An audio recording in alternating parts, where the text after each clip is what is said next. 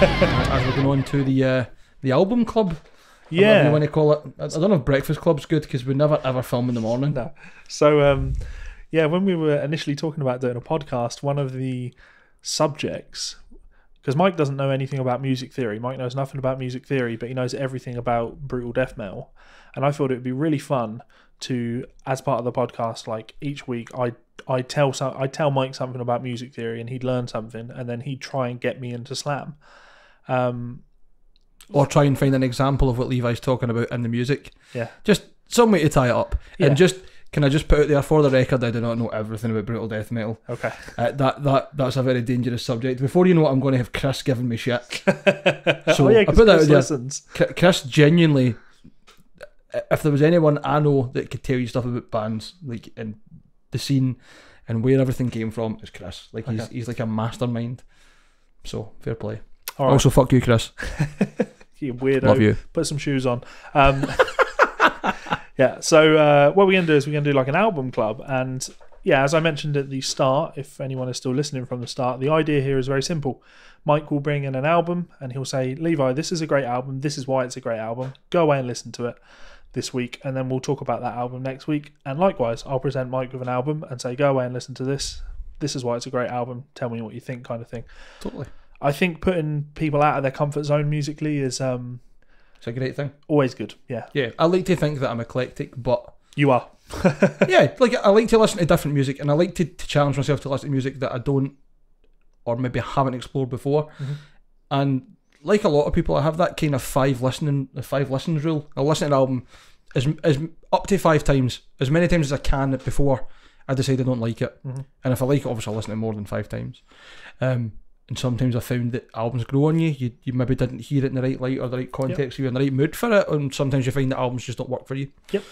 So I think it'll be really interesting. I think it'd be really interesting for anyone who's listening to go and check these albums out. Yes. I mean, it could be the case that we pick maybe say a track from the album each, just to throw in a wild card. Oh yeah, I totally planned to. So I'm gonna. Well, I'll tell you what. I'll do it now. You go for it. You go for yours. You know what I'm going to tell you anyway. So yeah. I don't know yours yet. So I am going to tell you to listen to The Unbelievable Guitar and Voice. It's a Jerry Reed album. It's Jerry Reed's first album. It's from 1967. And it's guaranteed to be fucking outrageous. You know what? And it's just full of really good songs. There's one instrumental at the end, not particularly wild. A Jerry Reed classic, The Claw. Not particularly wild at all. You know, the album is called The Unbelievable Guitar and Voice. There's a lot of songs on it there's a few songs on it that you will have heard other people doing. Yes. That Jerry wrote. Like, you won't have heard If I Promise. If you go on YouTube, you'll find Tom Jones doing that song. I might know it then. Like, there's every chance that sitting on YouTube for hours now has got me to listen to one of his 2 songs. The song Guitar Man is on there, which Elvis did. Fun fact, when Elvis decided he wanted to do that song, he was in the studio with his guys doing it, and they just couldn't get the groove right, and he was like, why isn't this sounding right? Get me the guy that played it. And they flew Jerry into... Definitely sounds like Jerry Reed. Yeah, to cut that. It was something else. Yeah, so the point is, I think what you'll like about this album is very good songwriting. No doubt. I think songs like Woman Shy, Take a Walk, and Long Gone, those are actually my 3 favourites. Woman Shy, Take a Walk, and Long Gone. And those are the 3 that don't really ever appear on any like Jerry Reed best-ofs.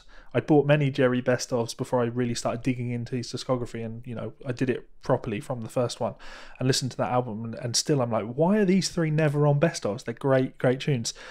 So good tunes. He's a great singer, great songwriter, and there's some really tasty guitar playing.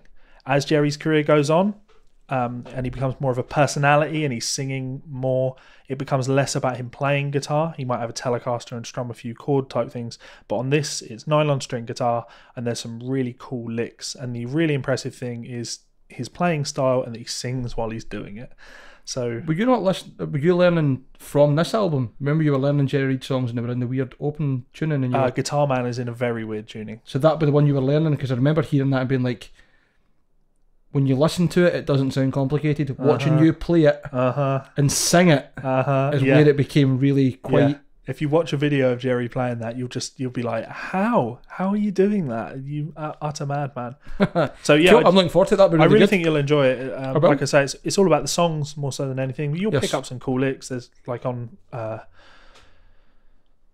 Woman Shy, like the intro guitar lick is great and the outro guitar lick is great. They're ones that you look at and you try and learn them and you understand what is meant when Jerry would describe himself as a guitar thinker. He didn't consider himself a player, although he was a great player. He wrote a lot more material than he ever recorded. He wrote a lot of music for Chet Atkins to record. Wow. And then, he never played it. And that's insane, isn't it? Those licks are great examples because he'd imagine these ideas and, then he'd go, well, how would I actually do that on the instrument? And you just come up with these bizarre things that you just look at and you go, this isn't easy to play, this isn't fun to play, but I understand why it needs to be done, kind of thing. So yeah, that's my recommendation. Jerry Reed, the unbelievable guitar and voice. You'll I should be able to find that. That sounds good. I'm quite excited. I was expecting it genuinely to be like much more into the deep end of the countryside, which I'm sure will be in the next few weeks. It'll come. Oh yeah. Don't worry, I'm going to end up having you listen to some fucking horrendous music. You make me listen to Party Cannon. Not again. Not anytime soon. Okay, go on. So what have you got for me? So I told you before what your album was, and for everyone else who's listening and or watching, my recommendation for Levi to listen to and to give a good few listens through is an album called Coal by the band Leprous. Now, Leprous have been going for quite a while as far as I'm aware. Not like mega years, but probably 10 years or so. Maybe less, but they're most noted for, or have been before they've released their last few albums, actually being the band for Isan after he left Emperor. For those of you who are not into black metal or any of that kind of genre, Emperor were quite a big black metal band, and Isan, the frontman, left to do his own kind of blackened prog and kind of, I don't know, post-folk maybe, I don't know. Anyway, really, really cool music. Not everybody's cuppa. I really enjoy it because I think he brings a lot of interesting textures to the music, just strange things.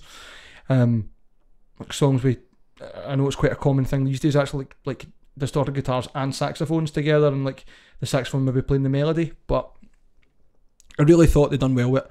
I think that Leprous is playing on the Isan albums is fantastic, and Cole, my brother actually introduced me to this band, as it seems to be the most common thing. Kieran, thanks again. Like, I don't know why I wait like between 6 and 12 months to listen to any music recommendation you give me and then kick myself for missing it. Like, really, it happens so often. And Leprous was one band. He sent me a video of them playing live, and the performance pretty much was just a guy bending guitar string up for like maybe like a G and A, and then the vocal melody over the top of it and some kind of instrumental synths over the top. And when I first heard it, I was like, this is really weird and minimal and doesn't make any sense. But the more I've listened to them, the more I get that it's not about showing off, it's not about the music being technical and complicated, and because they can do that. They've got a lot of things that are like, I wouldn't say off time, but funny timings, but still make sense because there's a great flow to them. But it's all about the emotion. It's really, really good, and the vocalist is fucking phenomenal. Like, his vocal range and his dynamic range are just unbelievable, and the rest of the band are so good at doing the same thing. And what I really love about the album is all of the songs, if not most of them, have this beautiful kind of theatrical feel. There's, like, when it's building up, you know it's building up, and I can't describe it other than, like, if you listen to it, you maybe know what I mean. Like, it's just such a presence when you listen to it. It's really, really good. The song I would recommend is The Valley. That's my favourite on the album, and if I put this album on in the car, it's start to end, unless I like stop driving before then. Quite often I actually sit in the car and listen to the song until it finishes, and more often than not I am belting the songs out, probably not paying attention to the road, but like giving it my heart, because it's just, I don't know, there's something captivating and beautiful about the music, even when it's like madness or not even like happy songs. If it's quite sad and emotional, there's just something really compelling about it, and I really enjoy it. And I think you were saying you're not really into metal anymore and you've kind of moved away from that. This would be a really interesting segue for you to get back into metal, because it's not traditional. It's not like screaming and growling and big guitar riffs. It's like orchestrated, beautiful music with like incredible clean vocals. Like, I'm not sure the vocalist's name, but like he can go from really belting out and like almost like power ballad style of power vocals into this incredible falsetto way up the top, and he's just, I don't know, there's something just magical about it. And I think it's, as we were talking about bands before as well, being like a greater than the sum of their parts, I think Leprous are definitely up there as well. There are other albums that are worth listening to, but I would recommend listening to Cole first, because I think if you like that, you'll like the rest of the back catalogue for definite. And anybody that's listening that likes them, or even people that haven't heard it, I would absolutely recommend you go and check it out. It's so good. So I actually really like this, and this is a nice way to kind of lead out the show, because it's one thing, like when you point out Kieran told you to listen to them, where listening to new music is hard. Yes. We all know this. I think my problem isn't listening to new music, it's finding the time to actually sit and listen actively. Yes. I'm happy with music on in the background, and I do it all the time, but you ever find yourself, you're halfway through an album, you haven't listened to a song? With the Tesseract album again today. I tried, and it just kind of seeps into the background, but that's the subject for another day. Yeah, I get what you mean with that, but at the same time, I did enjoy it. Yeah. But yeah, I'm not opposed to what your opinion is on it. It definitely makes sense. The thing is with this, you know, when someone says you should check out this album, that's one thing. But actually, when you give an impassioned speech like that about why you like it, and you come across as very passionate about it, I think that's quite infectious. I think anyone listening now that isn't intrigued to go and listen to the things that you're talking about needs their head examined, and you're probably in music for the wrong reasons. You should, like, all we really look for in music is to experience that. Maybe tone it back and saying like you're in it for the wrong reasons. Maybe they just haven't realised the most beautiful and exciting part of your musical discovery. Because for a while, when I was younger, I wouldn't really listen to a lot of things that I didn't think were metal. I would like make me look cool. Like, no, I need to listen to Megadeth. I'm not going to listen to fucking, I don't know, anybody. Like, but there's so many artists out there that if you deny yourself the opportunity to like, you may as well stand in a dark room and be like, okay, that's my life now. It's so limited. Yeah, there is so much to take from music, so much that it's so unbelievable, and you'll never know everything. But if you don't go out there and experience it, you'll never be able to improve yourself as a musician and open up your vocabulary. Imagine you were given one book as a child to learn English from, and that's it. The Bible. I would dread to think what kind of language you came out with, but my point being, like, you need to open yourself up to new vocabularies and phrasings and context and authors and characters, and not quite to like the same idea as music, but pretty much new artists, new ways of going through music. Like somebody that I never got, and all of a sudden it switched and made me realise the beauty of exploration, was Prince. Yeah. Prince is one of the guys that you can listen to, and it's so infectious, and he can go for writing a silly 3.5 minute pop song to the most beautiful, passionate, emotive music you've ever heard. Yep. It's insane. Seriously talented musician there.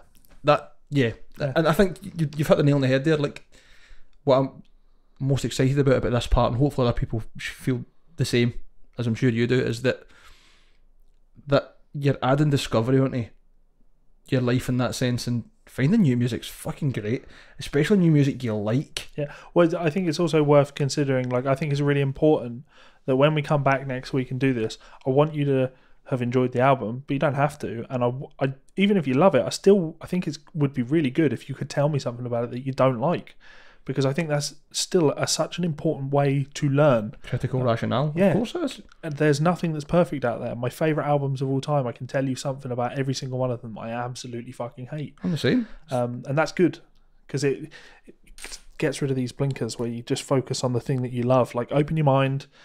It's okay to not like things. Yep. It's okay to listen to things that you don't like. You can still learn from things that you don't like. So. Absolutely. Like, no, you nail on the head. There's so much to learn, even from things that you don't like. Yeah, which is cool. I think not giving yourself the opportunity to do that is very restrictive. Yeah, and you're only shortchanging yourself if you do that. So, I mean, you discovered that I've got the best guitar tone in the world in metal by listening to Party Cannon, which you fucking hate.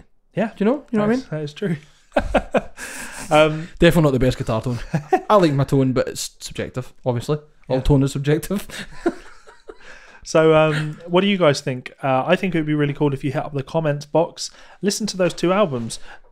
Not immediately. Don't drop us a comment immediately. Do drop us a comment immediately. But, come back. Tell us what you think about these albums. Give us your thoughts. Tell us tracks you liked. Tell us tracks you didn't like.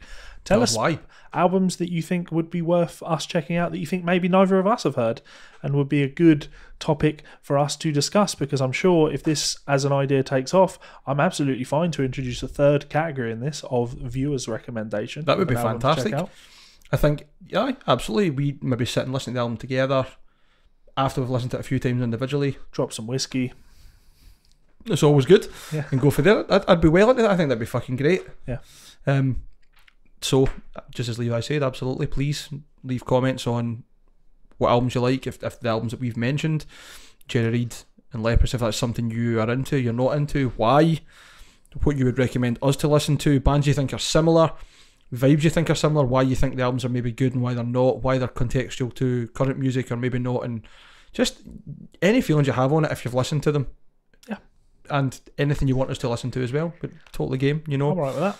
We say it every single time that we're totally open to any sort of suggestions we can, and I suppose the proof in the pudding is that we're trying our hardest to get one of these out every week, if not more. Yeah. Because people have asked for it. It's also good fun. So, yeah, hit that subscribe button. Tell your friends. That's really important. Forums are dying, but Reddit's still a thing. If you enjoy an episode, if you see a video that you like, share it on Reddit, share it with anybody. If you don't like an episode, share it with your enemies. We make both a good present and a great punishment. You can share it on Facebook and write a personal comment saying these guys are shit. Yeah. It's fine. I'm happy to be infamous and not necessarily famous. Yeah. So do it. And until next time, bye fuckers.